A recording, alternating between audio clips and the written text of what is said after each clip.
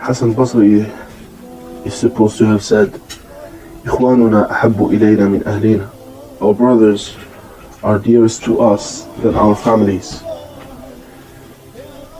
Because our brothers remind us of Akhirah and our families remind us of Dunya. It's something that you can see, subhanAllah, that when you meet your family and friends, that's all you talk about. Even if it's not business or money, you talk about things of the Dunya. But when you meet your brothers, you cannot have a conversation without mentioning ayah or hadith, or without having a question thrown out there about the deen as well. But it's very rare that you have family members with which you can do these things. So Hassan Basri was honest about it, and he said, I love my brothers more than I love my family. Because my brothers remind me of Al-Akhirah, my family remind me of the Dunya. When Umar ibn Abdul Aziz was made Khalifa, he sent to Al-Hassan Basri, who was still alive then, and he asked him to give him a nasiha. So Al-Hassan Basri wrote him a letter, and he said, Ya Amir al-Mu'mineen, Dunya, it was not created to last. He said, do not forget that Adam was thrown out from Jannah to Dunya as a punishment.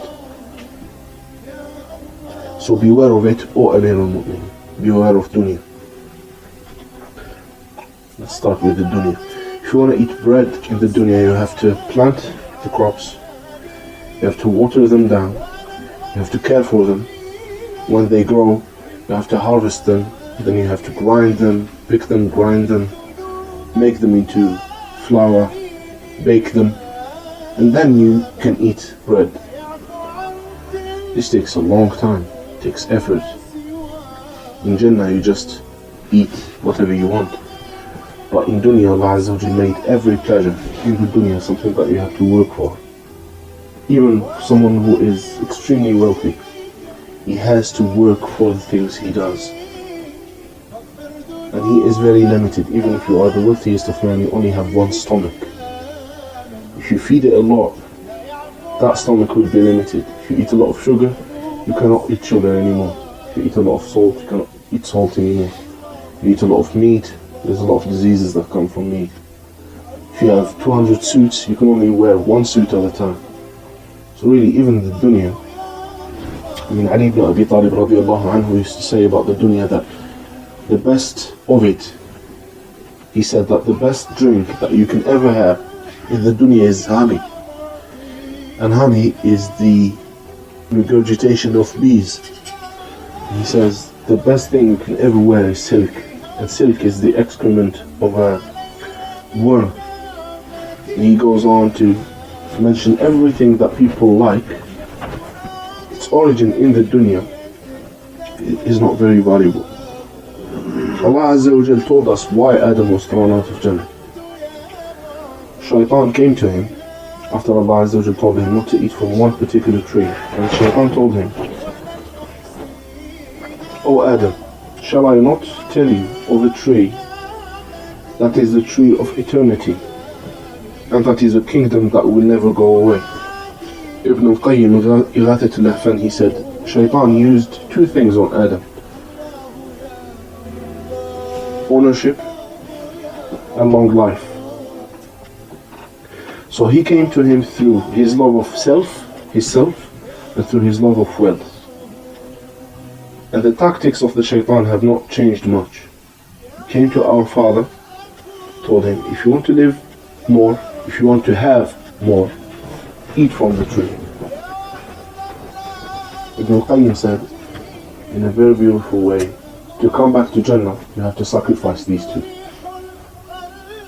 They were the reason we were thrown out.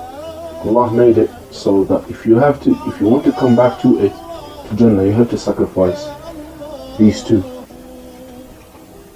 Allah Azza wa Jalla said in the Quran, إِنَّ اللَّهَ اشْتَرَى مِنَ الْمُؤْمِنِينَ أَنفُسَهُمْ وَأَمْوَالَهُمْ بِأَنَّ لَهُمُ الْجَنَّةِ. Allah has bought from the believers themselves and their wealth for Jannah. This is a very good deal. Why? Because Allah Azza wa Jalla is the one who gave you your wealth and yourself in the first place. So basically, He's giving you something and making you a deal that if you give him back this thing, he will give you more. So it's a simple case. Yes. It's the first on the right. So it's a simple case of one cookie now or two cookies later. However, if you sell something in fiqh, if you sell a car to someone, you cannot control the car anymore. You cannot use it unless the owner gives you permission. Allah has bought our souls and our wealth. We cannot use what we have sold unless with His permission. Thus, we have the concept of Sharia, what Allah allows you to do with what you already sold Him. His own property. He owns you. He owns your wealth as well. And He is such a generous Ilah that He has let you use them really in a lot of halal ways to enjoy your wealth and to enjoy your life. But there are some things that He did not permit you to do. And of course, when you do not know whether He wants you to do or not, you have to go back to the people who know. And it's a very simple equation. Since you have sold it, you cannot control it, you cannot do anything to it except His permission. This is basic fiqh. But the Shaytan has decided to stay on our way and misguide us. And he will still use those two things. He will not change his tactics. He will come to you through your love of self and through your love of wealth.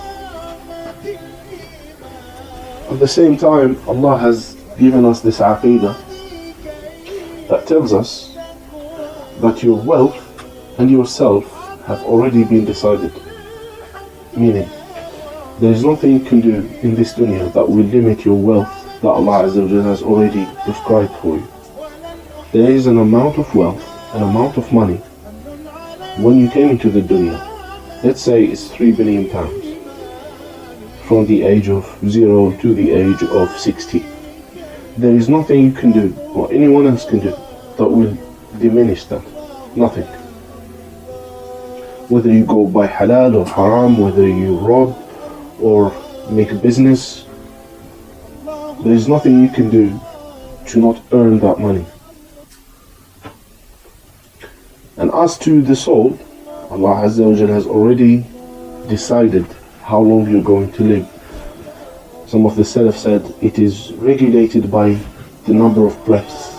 So the number of breaths that you take, they have a number.